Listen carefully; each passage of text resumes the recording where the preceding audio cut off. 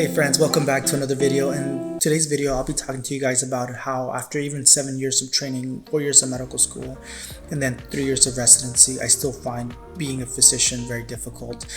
And as you can imagine, I trained my whole life for this opportunity to be able to take care of the patients that I currently take care of. And given the rise of COVID-19 surge, I'm feeling burned out. There's a lot of patients that even after everything that I've learned, there's still little things that we can do for them. They're very sick, and a lot of times they do not make it, they pass. And ultimately, I do feel a huge weight and burden because of that. So I think that's what I find the hardest part about being a physician is the burden of feeling like you could have done more for them, but in the end, not being enough. And even though, yes, I spent so much time learning about the disease, about COVID-19, I learned so much about what it means to become a doctor, the training that I undergone so far. And yeah, there's a lot of patients that I did save, but I still think about those patients that were so young, some of them being the same age as me, 30, who did not make it. So, on this page, I try to tell you guys the truth. I tell you how it is to be a physician. And yeah, even though it's exciting to be able to do something that you enjoy and you have so much love for.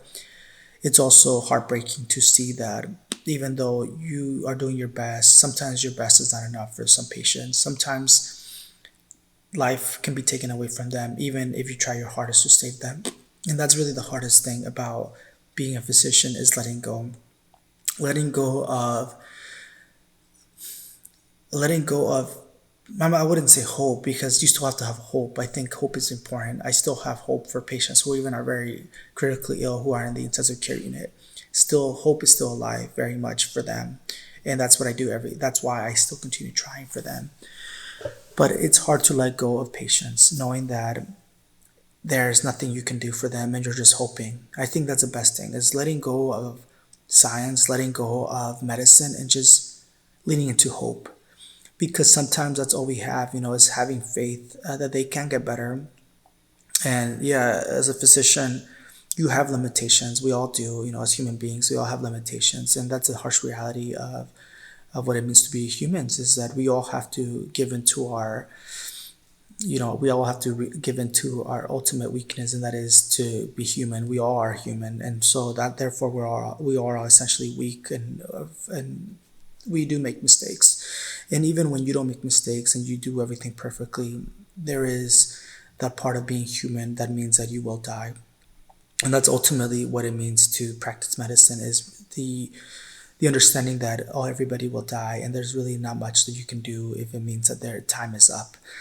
Yeah, you could do a lot of interventions to prolong death, to make their death less painful, and to make their death seem more within their quality of life and what they wanted, which means sometimes letting go of their breathing tube, turning off the machine so they could die a natural death. Or sometimes that means not doing cardiac compressions or chest compressions when they are coding, which means their heart stopped, because that's what they wanted all along. So yes, we could do all those things to really preserve their last level of integrity and free will. So there's so many things that we can do for that. But even for those patients that want to live, who want everything done, who get cardiac compressions, who get intubated, a breathing tube in their throat, and we have a breathing machine, even then there's little left for them to do. If they have another chest compression or they have another cardiac arrest, they have a high chance of dying. So for those patients who are still young, and obviously it is the right thing to do everything because they're so young, there's a very high chance that they can live. It hurts. It feels terrible when there's nothing else that you can do and they die.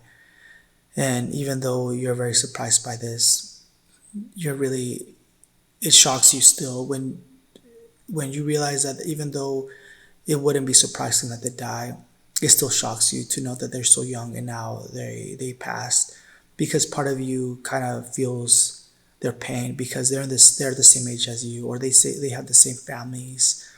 They have families and they have children. They have a mom and dad that loves them, and now they won't be here anymore.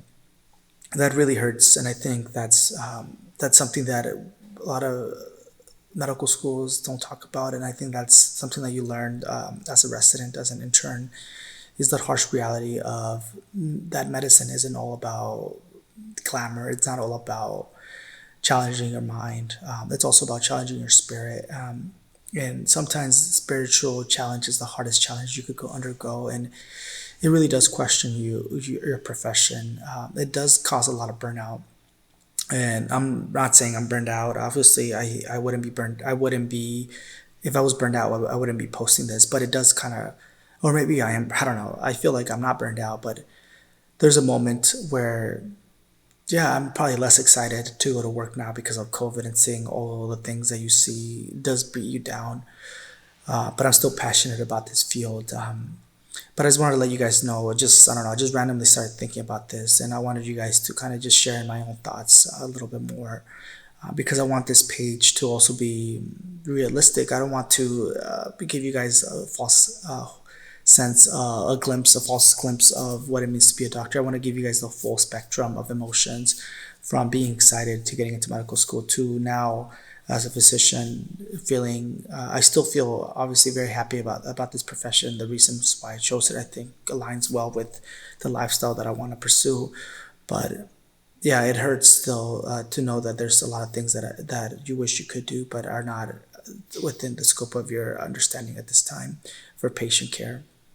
I hope that makes sense, and if it didn't, I want you guys to comment and just let me know how we could talk more about this. But these are just my thoughts during COVID-19, and I know that it's a lot of things are happening, but I just wanted to kind of throw my thoughts out there for you guys, and just to let you know that being a physician is difficult, but it is rewarding. It's a field that I definitely recommend to anybody, but just be realistic with what you're throwing yourself into.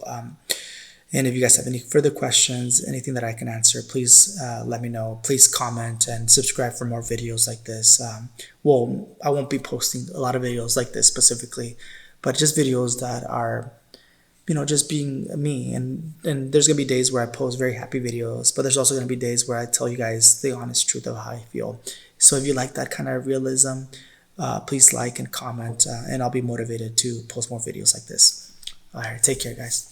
And just by the way, I'm doing well. I'm taking care of myself, and I hope you guys understand that I have a supportive family. I have a wife, and they're all supporting me through all this COVID craziness. So I hope you guys have the same, whether you're a healthcare provider or not. I know that it's beating everybody up, so in society, and it's basically turning itself upside down with all this. So I hope you guys are taking care of yourself, taking care of your mental, physical, and spiritual health.